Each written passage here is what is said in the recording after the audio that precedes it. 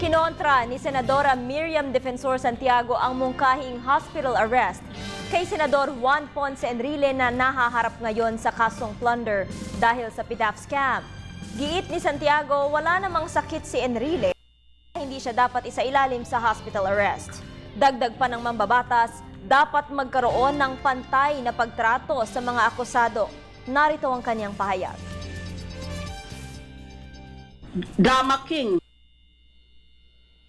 Television, nagpapa-beautiful eyes. Ganon-ganon siya, paawa-awa siya. Mahirap ng mata ko, mahirap ng ilong ko, mahirap ng tenga ko. Maawa naman kayo sa akin. I-hospital arrest nyo na lang ako. Alright. I quote to him the Equal Protection Clause of our Constitution. Nor shall any person be denied the equal protection of the laws. Ngayon, sabi niya, matanda na ako.